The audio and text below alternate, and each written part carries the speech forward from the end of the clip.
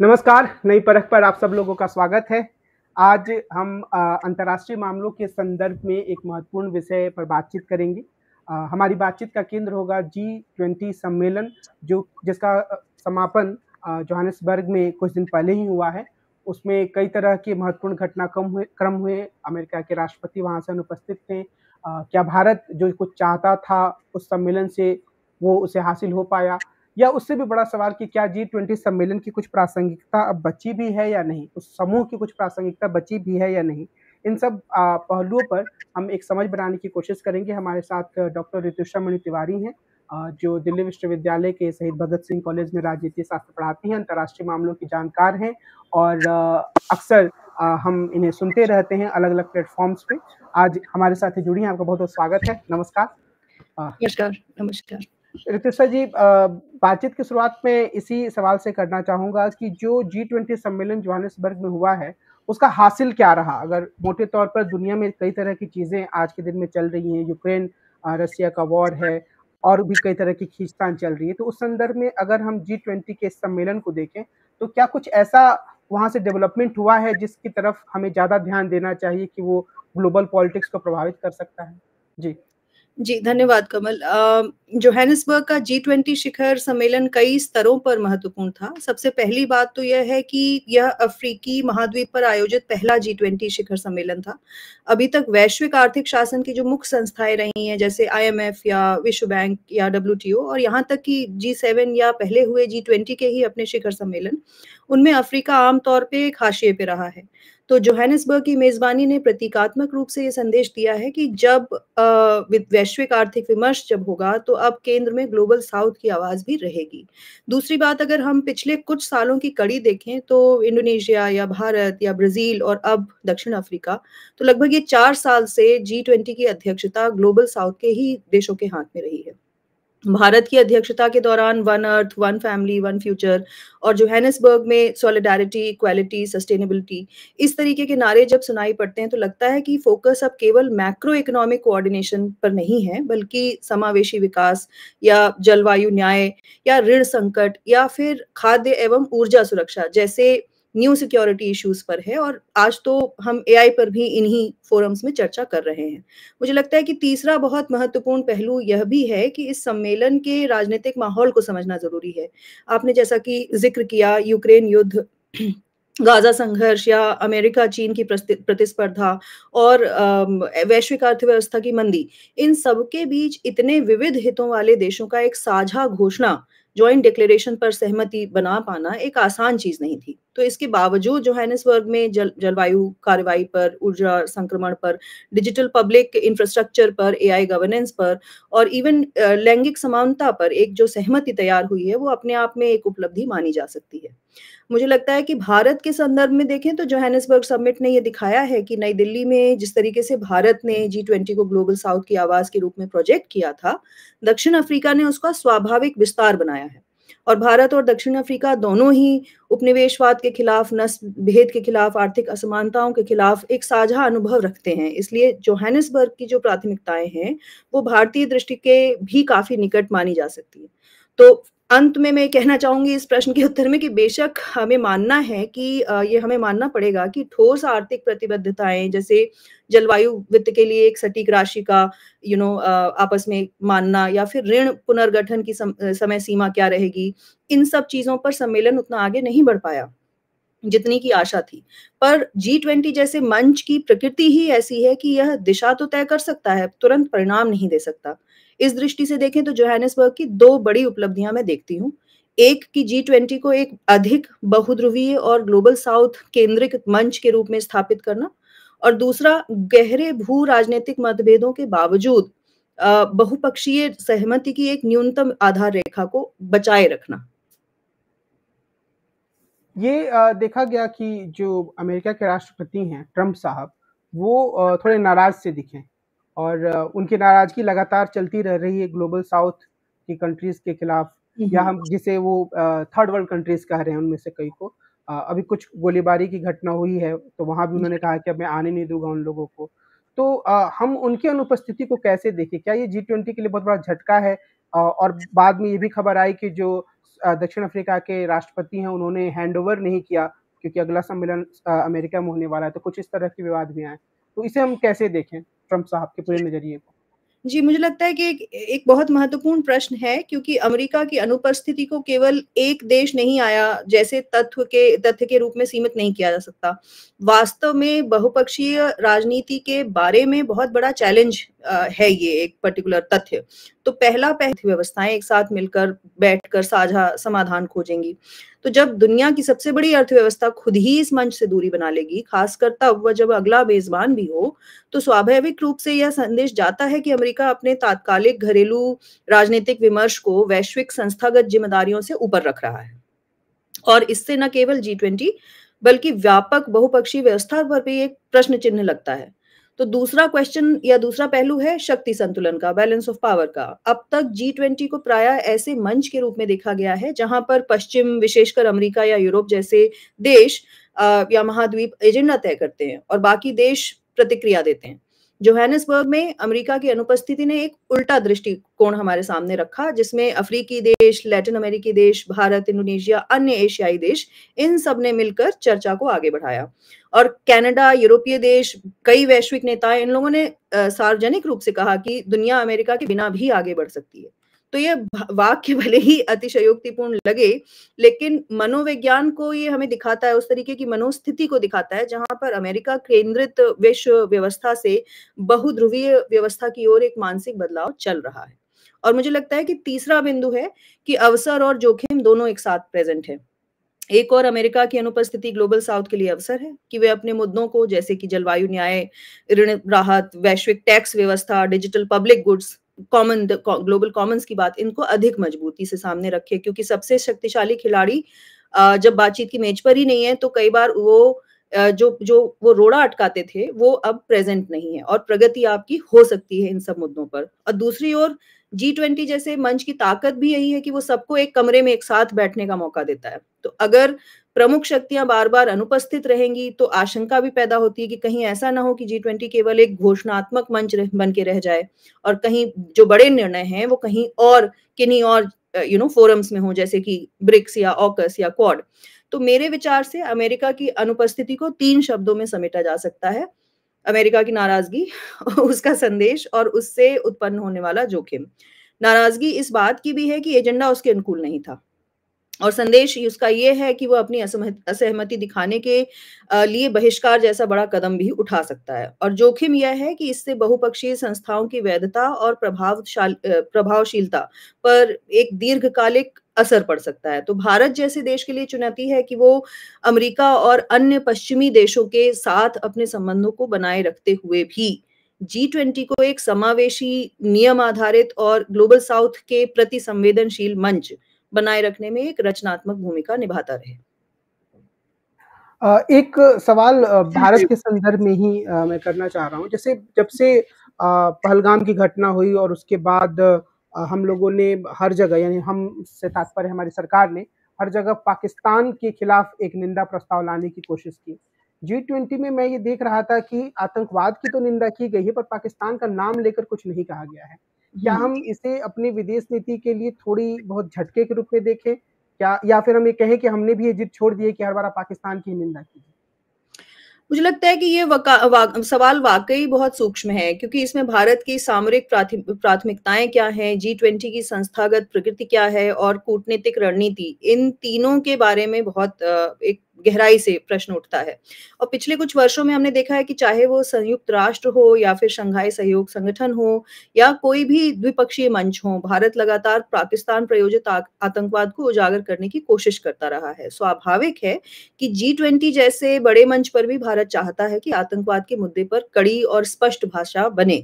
लेकिन G20 के संदर्भ में 3 बातें हैं। पहली बात है कि मंच की खुद की प्रकृति क्या है। G20 मूल रूप से आर्थिक और वित्तीय सहयोग के लिए मंच है। साथ ही में इसमें जलवायु, स्वास्थ्य, विकास, डिजिटल पब्लिक गुड्स आदि मुद्दे जुड़े हैं।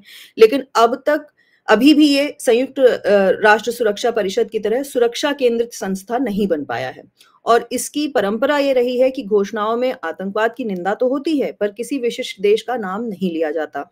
तो यदि पाकिस्तान का नाम लिया जाए, तो फिर कुछ और देश अपने अपने क्षेत्रीय प्रतिद्वंदियों को जोड़ने की मांग करने लगेंगे। उदाहरण के लिए तुर्की और कुर्द का मुद्दा, चीन के कुछ अन्य संदर्भ या रूस के लिए यूक्रेन जैसी बहस। तो न्यूनतम सहमति अभी आतंकवाद में पर्टिकुलर देश का नाम लेने पर अभी संभव नहीं हो पाई है। इसलिए क्या करते हैं कि terrorism in all it's forms and manifestation, या फिर हर रूप में आतंकवाद की निंदा जैसी भाषा का एक कूटनीतिक कॉमन डिनोमिनेटर के रूप में प्रयोग किया जाता है, जिस पर सभी लोग सहमत हो सकें। इसमें भारत की खुद भी पहल रही है, लेकिन ये पहल देश निरपेक्ष भाषा के रूप में दिखाई देती है। और मुझे लगता है कि इसी प्रश्न में दूसरी बात है कि भारत की व्यापक रणनीति क्या है। नई दिल्ली शिखर सम्मेलन से लेकर जोहानिसबर्ग तक भारत ने खुद को केवल पाकिस्तान सेंट्रिक सिक्योरिटी एक्टर के रूप में नहीं, बल्कि ग्लोबल साउथ की आवाज के रूप में एक जिम्मेदार निर्माणात्मक शक्ति के रूप में अपने आप को पेश किया है। तो अगर भारत हर मंच पर केवल पाकिस्तान की ही निंदा को केंद्रीय मुद्दा बना देगा, तो बाकी विकासशील देश जो जलवायु वित्त या ऋण राहत या खाद्य सुरक्षा जैसी समस्याओं से जूझ रहे हैं, उन्हें लगेगा कि भारत उनकी प्राथमिकताओं को पीछे ढकेल रहा है। और जोहानिसबर्ग में भारत ने आतंकवाद पर एक सख्त लेकिन देश निरपेक्ष भाषा को स्वीकारा है। अपना जोर इस बात पर रखा है कि विकासशील देशों की आर्थिक और जलवायु चिंताओं को घोषणा पत्र में पर्याप्त स्थान मिले। इसे मैं कूटनीतिक परिपक्वता कहती हूँ। और जहां आप अपने बुनियादी सुरक्षा हितों से समझौता किए बिना गठबंधन और सहमति निर्माण की राजनीति को भी भली भांति समझते हो। और फाइनली है तीसरी बात, भारत का नैरेटिव गेन क्या है इसमें। तो भले ही पाकिस्तान का नाम ना आया हो, लेकिन आतंकवाद के हर रूप हर रूप की बिना किसी शर्त के निंदा जैसी पंक्तियां अब लगातार G20 के घोषणा पत्रों की एक स्थायी विशेषता बन चुकी हैं। तो भारतीय विदेश नीति समुदाय अक्सर यह दलील देता है कि यह भाषा वास्तव में भारत के दीर्घकालिक कोशिशों का ही परिणाम है। पाकिस्तान का नाम न लेने से भारत एक तरीके से अपनी विदेश नीति की लचीलापन भी दिखाता है, जहां पे वो आतंकवादी संगठनों, क्रॉस बॉर्डर टेररिज्म, फाइनेंसिंग सबको एक अम्ब्रेला के साथ प्रेजेंट भी कर पा रहा है और अलग अलग मंचों में अलग ढंग से दबाव बनाता है, बिना केवल G20 को विवाद का अखाड़ा बनाए। तो इसलिए मैं इसको ऐसे समझना पसंद करूंगी कि G20 में ये पैटर्न यही रहेगा कि तेज और साफ सिद्धांत, लेकिन देश निरपेक्ष भाषा। भारत के लिए हार नहीं है, बल्कि एक लंबी दूरी वाली कूटनीतिक खेल है, जिसमें वह आतंकवाद विरोधी सहमति को वैश्विक मानक के रूप में स्थापित कर रहा है, जबकि पाकिस्तान को अलग अलग द्विपक्षीय और क्षेत्रीय मंचों में दूसरी तरीके से घेर रहा है।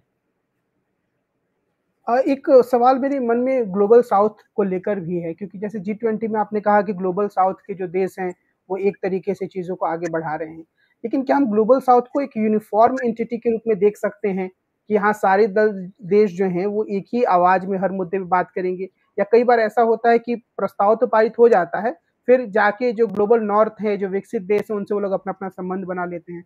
तो थोड़ा अगर आप इनके कॉन्ट्रडिक्शंस को थोड़ा समझा पाएँ तो हमारे दर्शकों के लिए अच्छा रहेगा। मुझे लगता है कि ग्लोबल साउथ में अपने आप में बहुत सारे कॉन्ट्रडिक्शंस हैं, और कहीं पे भी ये बात कहें कि मतलब क्या ग्लोबल साउथ की एक कोई आवाज है, तो इस बात पे भी हमारी एक सामूहिक सहमति नहीं बन पाएगी। ग्लोबल साउथ जिसको माना जा रहा है, उसका एक ऐतिहासिक पृष्ठभूमि है कि औपनिवेशिकवाद के खिलाफ जो नए कंट्रीज खड़े हुए, या फिर जिन कंट्रीज ने किसी भी तरीके का एक्सप्लॉयटेशन झेला और बाद में वो एक मार्जिन्स की बजाय वो अब मेन स्ट्रीम पॉलिटिक्स में अपना एक इंटरवेंशन करने का कोशिश कर रहे हैं। तो अलग अलग विकास के अलग अलग स्तरों पे सारे कंट्रीज हैं। कुछ बहुत ही कम डेवलप्ड हैं, विकासशील हैं, कुछ हैं जिनकी अर्थव्यवस्था काफी स्ट्रांग हो चुकी है। तो ब्रिक्स कंट्रीज क्या लैटिन अमेरिकन कंट्रीज के समकक्ष रख के देखे जा सकते हैं, या फिर अन्य एशियाई कंट्री या अफ्रीकन कंट्रीज की सबकी क्या एक तरीके की आवाज है ग्लोबल साउथ में, या एक तरीके के मुद्दे हैं, इसको लेके एक बहुत सहमति नहीं बन पाती। और इसीलिए कहा जाता है कि मतलब क्या ग्लोबल साउथ अपने आप में एक मिसनॉमर है, ये टाइटल सबके लिए एक साथ नहीं फिट बैठ सकता। क्षमा करें। तो मैं ये सोचती हूँ कि ग्लोबल साउथ भले ही एक उसका कोई एक पैमाना ना हो, लेकिन उसकी एक विजन सेम है। जहां तक विजन के बारे में बात किया जाए, तो ग्लोबल साउथ का विजन यही है कि जो एक हेजेमोनिक वॉइसेस रही हैं वेस्टर्न कंट्रीज की, उनको कहीं ना कहीं चैलेंज करने की बात होती है। तो ग्लोबल साउथ का जहां तक विजन है वो मुझे लगता है कि लगभग सभी कंट्रीज के पास सिमिलर है। तो जितने मुद्दों के बारे में बात होती है कि क्या डेट सर्विसेज फॉर इंस्टेंस, क्या इन डेट सर्विसेज में या जो सस्पेंशन इनिशिएटिव है, ये सारी चीजें या ब्रिक्स के विस्तार की बात है या अफ्रीकी संघ को एक स्थायी सदस्यता देना, एक बड़े फोरम में उसको जगह देना, इन इन सारी जो है मुद्दे, जितने डिजिटल पब्लिक इंफ्रास्ट्रक्चर के मुद्दे हैं, डेटा गवर्नेंस के मुद्दे हैं, एआई, जलवायु, एनर्जी ट्रांजिशन, ये सारे मुद्दे, ये एक आधार रेखा विजन की तैयार करते हैं, जिसपे मुझे लगता है कि ग्लोबल साउथ अपने आप में एक बहुत महत्वपूर्ण कैटेगरी तैयार करता है। और जहाँ पे इन सभी मुद्दों पर, इन सभी विजन्स पे संयुक्त राष्ट्र की प्रतिक्रियाएं बहुत धीमी हैं, वहीं ग्लोबल साउथ जैसी कैटेगरी, चाहे वो G20 का फोरम हो, चाहे विद इन संयुक्त राष्ट्र अपनी एक साथ आवाज उठाने की बात हो, वो एक बहुत महत्वपूर्ण मार्गदर्शन करती है। तो सीमाएं बहुत हैं, क्योंकि ग्लोबल साउथ की आवाज एक नहीं है, अलग अलग तरीके के देश हैं, अलग अलग उनकी प्राथमिकताएं भी है, लेकिन विजन मुझे लगता है कि ग्लोबल साउथ को एक एक साथ जो है लाने की एक बहुत महत्वपूर्ण कड़ी है। एक आखिरी प्रश्न यूएनओ और G20 को लेकर है। जैसे मैं ये सोच रहा था कि जो बातें हम यूएनओ की आलोचना में कह सकते हैं, बहुत बड़ा प्रस्ताव पारित करते हैं, कुछ-कुछ चीज़ों पर जोर देते हैं, थोड़ा बहुत काम भी कर लेते हैं, वही सारी आलोचनाएँ हम G20 पर भी लागू कर सकते हैं कि जो दुनिया में बहुत बड़े मसले हैं, उसके संदर्भ में सिर्फ़ ये प्रस्ताव पारित कर रहे हैं, कोई बहुत मजबूत काम नहीं हो रहा है। क्या हम ये बातें कह सकते हैं या G20 को आप ज़्यादा प्रभावी मान रही हैं? उसके भविष्य को आप कैसे देखती हैं? अच्छा, भविष्य मतलब मुझे लगता है कि भविष्य की भूमिका के बारे में अगर आकलन करना हो, तो जो G20 की सीमाएँ हैं और जो G20 की सफलताएँ हैं, उन दोनों को एक साथ आकलन करना होगा। अगर सफलता को मैं पहले रखूँ तो 2008 की जो मंदी रही या यूरोज़ोन का जो संकट रहा, कोविड-19 के दौरान भी जो सारे मुद्दे निकल कर आए, तो मुझे लगता है कि G20 ने कम से कम इतना तो सुनिश्चित किया कि दुनिया भर के केंद्रीय बैंक और वित्त मंत्रालय एक ही दिशा में काम करें, ना कि एक-दूसरे के खिलाफ। तो एक तरीके से जिसको कहा गया कोऑर्डिनेटेड स्टिमुलस या लिक्विडिटी सपोर्ट और बाद में डेट सर्विस सस्पेंशन इनिशिएटिव, ये सारी चीज़ें G20 के ही अम्ब्रेला के नीचे हुई।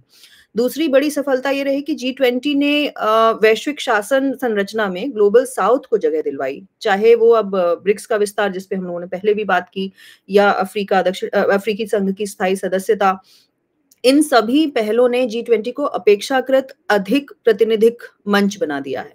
और तीसरा जो बड़ी सफलता है वो है नए मुद्दों का इंक्लूजन, जिस पे हम लोग बात कर रहे हैं, और इन नए मुद्दों को वैश्विक बातचीत की एक परिपाटी में लेके आना, उन क्षेत्रों को सक्रिय करना जहां पे संयुक्त राष्ट्र या अन्य ग्लोबल फोरम्स उतना बात नहीं कर रहे हैं, ये अपने आप में एक बड़ी सफलता है। आपने भली भांति दिखाया कि सीमाएं क्या-क्या हैं, और शायद सबसे बड़ी सीमा जो यूनाइटेड नेशंस या संयुक्त राष्ट्र की है, वो G20 की भी है कि कोई मतलब संयुक्त राष्ट्र की तो फिर भी है, लेकिन G20 के पास तो बिल्कुल कोई कानूनी बाध्यता नहीं है, क्योंकि कोई बाइंडिंग पावर है ही नहीं, और स्थायी सचिवालय नहीं है, सहमति पर आधारित एक स्वैच्छिक मंच है ये। इसलिए घोषणाओं में जो वादे हो रहे हैं, वो अक्सर घरेलू राजनीतिक या वित्तीय बाधाओं के चलते पूरी तरह लागू हो ही नहीं पाते। दूसरा बहुत बड़ा पहलू है कि अमेरिका, चीन के बीच में जो प्रतिस्पर्धा है, या रूस का जो पश्चिम के साथ टकराव है, या फिर जो अलग-अलग क्षेत्रीय संघर्ष हैं, इन सभी ने G20 को काफ़ी गहराई से विभाजित किया है। तो यूक्रेन और गाज़ा पर एक भाषा को तय करना, इसमें ही अपने आप में एक लंबी खींचतान दिखी, वो इस बात की मिसाल है। और कई बार ऐसा लगता है कि G20 वैश्विक समस्याओं का समाधान खोजने से ज़्यादा मतभेदों को मैनेज करने का मंच बन गया है। तो विकासशील देशों की दृष्टि से देखें तो जो ये मुद्दे हैं तकनीकी हस्तांतरण के, या ऋण राहत के, या जलवायु परिवर्तन के, इन मुद्दों पर अभी भी बड़े देशों की प्रतिबद्धता घोषणाओं से आगे नहीं बढ़ पाई है, और G20 में भी उसी चीज का हाल है। तो आगे भविष्य के बारे में आकलन करते समय मुझे लगता है 3 दिशाओं पर ध्यान देना होगा कि G20 क्या कर पा रहा है। पहला, कि वैश्विक आर्थिक झटकों के समय क्या यह स्टीयरिंग कमेटी के रूप में काम कर पा रहा है, जिसमें मंदी, महामारी, वित्तीय संकट, इन सभी चीजों से जूझते समय दुनिया के लिए ये एक साझा सहमति तैयार करने का मंच रहेगा, जहां पे तेज और समन्वय के साथ प्रतिक्रिया करने की एक रूपरेखा तैयार की जा सके। दूसरा, ग्लोबल साउथ की क्या सामूहिक बार्गेनिंग शक्ति इस पर्टिकुलर मंच से बढ़ेगी, जैसे-जैसे अफ्रीका, एशिया और लैटिन अमेरिका की अर्थव्यवस्थाएं उभरती जाएंगी, वो G20 के भीतर मिलकर जो बार्गेनिंग पावर जिन मुद्दों के लिए चाहिए, जलवायु, व्यापार नियम, वित्तीय संस्थाएँ उनके सुधार, इन सब चीज़ों के बारे में क्या वो दबाव बना सकती हैं? और तीसरा, नए वैश्विक कॉम्पैक्ट्स क्या बन पाएँगे, सहमतियाँ बन पाएँगी? क्या उसकी ये प्रयोगशाला बनेगा? जिसमें डिजिटल पब्लिक इंफ्रास्ट्रक्चर, एआई का नैतिक इस्तेमाल, हेल्थ कोऑपरेशन और जो संयुक्त राष्ट्र के सतत विकास लक्ष्य हैं, इनमें और कुछ आगे बढ़कर जोड़ पाना, क्या जी20 ऐसे कोई सॉफ्ट कॉम्पैक्ट्स बना सकता है, जो संयुक्त राष्ट्र या अन्य संस्थाओं में औपचारिक रूप में बाद में यहाँ से निकल कर जाएँ? तो कुल मिला के मैं ये नहीं कहूँगी कि जी20 ने अपने सभी लक्ष्य हासिल कर लिए हैं, लेकिन आज की बहुध्रुवीय, परस्पर निर्भर और संकटग्रस्त दुनिया में ये उन गिने-चुने मंचों में से है, जहाँ पर उत्तर और दक्षिण, पूर्व और पश्चिम साथ में बैठकर बात कर सकते हैं। और यही इसकी क्षमता है जो संवाद और न्यूनतम सहमति को बनाए रखने के लिए जो इसका प्रयास है, वही इसको प्रासंगिक बनाता है। तो इसको अगर हम केवल बयानबाजी के मंच के रूप की बजाय वास्तविक नीति समन्वय के जगह के रूप में गंभीरता से लें, तो शायद इसका भविष्य काफ़ी उज्ज्वल रहेगा। आज की अपनी इस बातचीत को हम इसी बिंदु पर समाप्त करते हैं। हमारा ये अनुरोध रहेगा प्रत्युषा जी से कि वो आने वाले समय में भी नई परख के साथ जुड़ें और अंतर्राष्ट्रीय मामलों पर बहुत ही सरल तरीके से जो चीज़ें लोगों को समझ में आ सकती हैं, उस तरीके से जैसा उन्होंने आज किया अपनी बातों को रखें और इस चैनल के ये जो विमर्श होता है, उसको और ज़्यादा विविधतापूर्ण बनाने में हमारा सहयोग करें। आज की बातचीत के लिए आपका बहुत-बहुत धन्यवाद। नमस्कार। धन्यवाद, धन्यवाद।